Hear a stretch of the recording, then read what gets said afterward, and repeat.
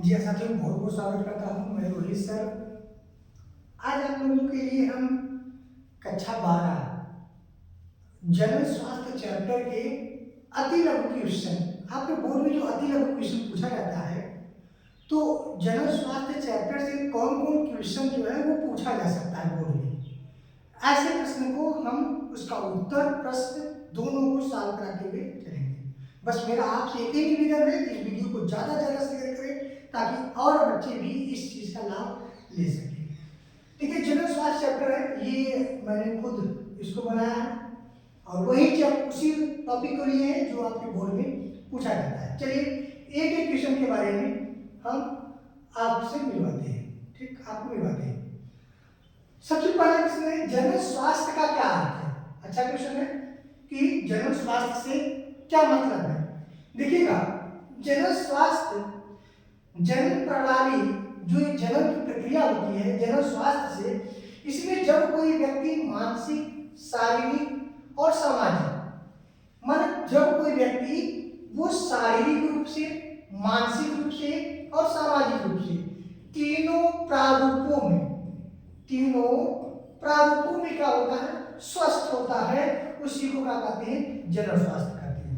मतलब जब कोई प्राणी, उसका दिमाग, शरीर और उसका जो बिहेव है, ये तीनों चीज जब सही रहेंगे, इसी को हम लोग कहेंगे स्वास्थ्य या जनरल स्वास्थ्य कहेंगे। ठीक है, ये जनरल संबंधित, इसमें से जनरल स्वास्थ्य कहेंगे।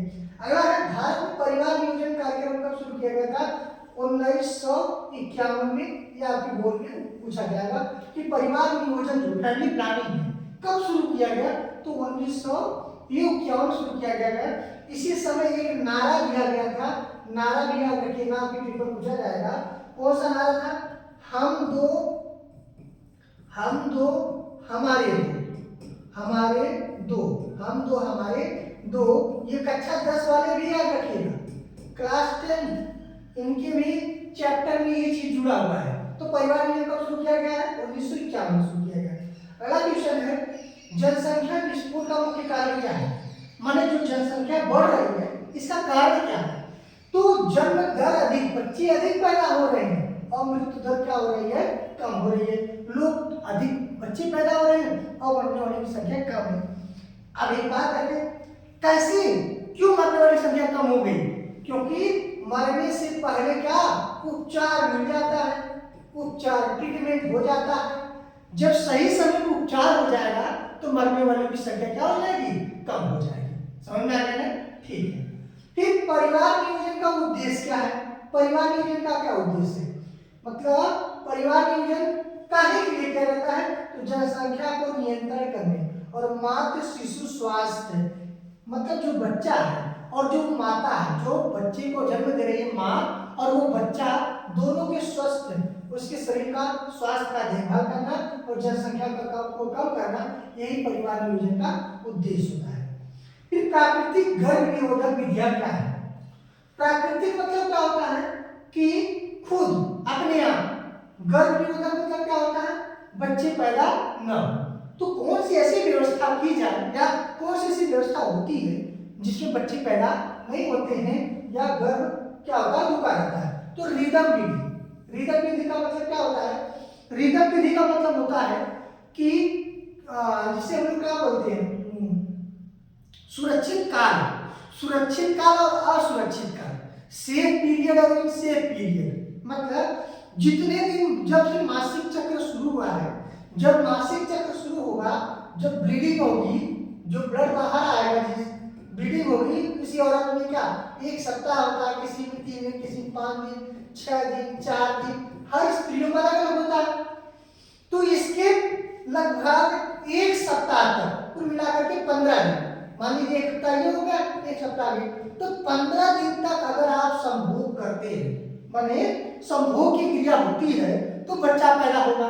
तो आगे मतलब क्या है, यह सुरक्षित काल नहीं है, इसे क्या कहेंगे, असुरक्षित काल कहेंगे। क्या कहेंगे, असुरक्षित काल, मतलब इस समय बच्चा पैदा हो जाएगा।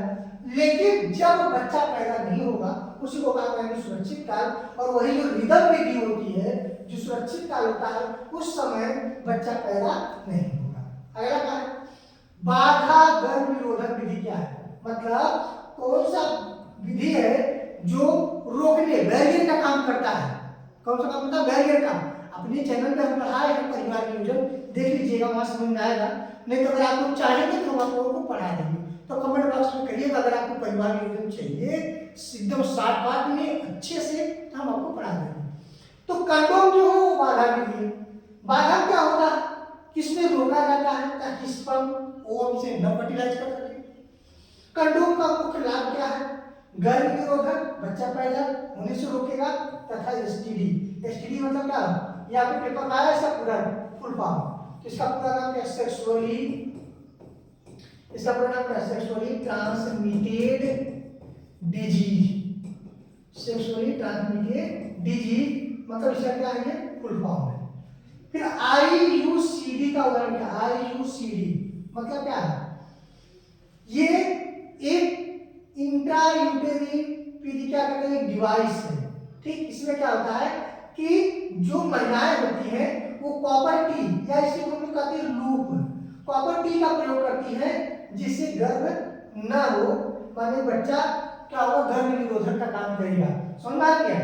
फिर आगे क्या है? कॉपर टी कहाँ लगाया जाता है? आपको पता है कि यह महिलाएं प्रयोग करती है और ये कहाँ लगाया जाता है? गर्भाशय में। कॉपर टी का उपयोग कहाँ होता है? गर्भाशय में।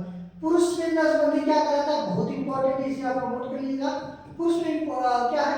वैस्कोटॉमी, और स्त्रियों में क्या होगा? ट्यूबिकोटॉमी। याद रखिएगा, पुरुष में वैस्कोटॉमी होगा अगर नसबंदी होगी तो, और स्त्रियों में क्या होगा? ट्यूबिकोटॉमी। आपके पेपर में क्या पूछेगा?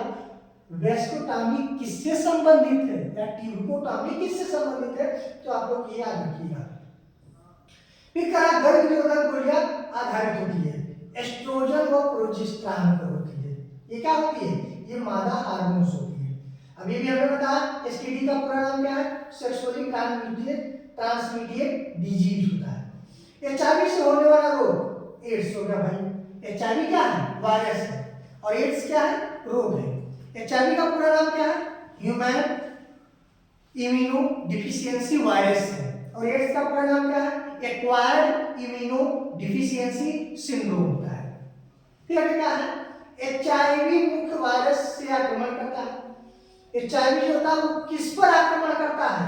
तो टी लिम्फोसाइट्स।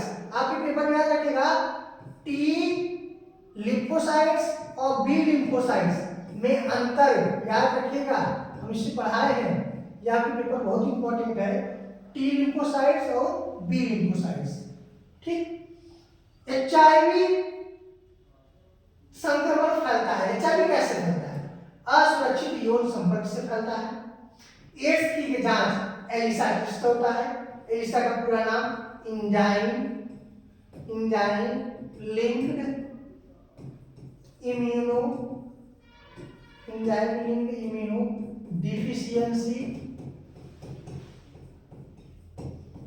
और solvent, sorry enzyme linked immuno solvent acid, ये आपका पूरा नाम हो गया एलिसा का। ठीक, इसे नोट कर लीजिएगा, बहुत इंपॉर्टेंट है। फिर कहा गोनोरिया एक है भाई, और संचारित रोग है जो महिलाओं में होता है। सिफिलिस, ये भी क्या है? एक प्रकार का रोग है जो जीवाणु होता है। ये दोनों क्या होते हैं? एसटीडी रोग, यौन संचारित रोग है। ठीक है, दोनों। फिर कहा यौन शिक्षा का क्यों आवश्यक है? यौन शिक्षा का है, यौन के बारे में बच्चों को बताया जा रहा है, तो इससे सही जानकारी हो और रोगों से क्या करें? वो बच सके। किशोरावस्था क्या की है? 10 से 19 वर्ष की होती है। ठीक, सुरक्षित मातृत्व का उद्देश्य क्या है? इसका मतलब माँ और शिशु की मृत्यु दर में कमी करना। ये क्या किया जाता है? मातृत्व मतलब जो बच्चा है और माँ है, ये इनमें कोई बीमारी न हो और इनकी देखभाल करना। ठीक, जनन स्वास्थ्य कार्यक्रम में शामिल है क्या? मातृ है और शिशु की स्वास्थ्य है, तो माता शिशु की स्वास्थ्य है। मेडिकल गर्भपात, ये आपके पेपर पूछा जाएगा, और एमटीपी का पूरा नाम लिख लीजिए क्या? Medical termination of pregnancy, medical termination of pregnancy, ठीक। यह आपके पेपर में पूछा जा सकता है, एमपीपी का पूरा नाम बताइए। इसमें क्या होता है, कभी कभी कुछ बच्चे जो होते हैं गर्भ में, उनका सही से विकास नहीं होता है, जांच होने पर पता चलता है ऐसी, और वो क्या करते हैं, जो माँ होती है वो चाहती है कि ऐसा बच्चा न पढ़े, तो उसे क्या कहते हैं, अनचाहे। एक शब्द मन चाहे, एक शब्द अनचाहे। मन चाहे मतलब हमारे इच्छा अनुसार, अनचाहे मतलब हमारी इच्छा अनुसार नहीं।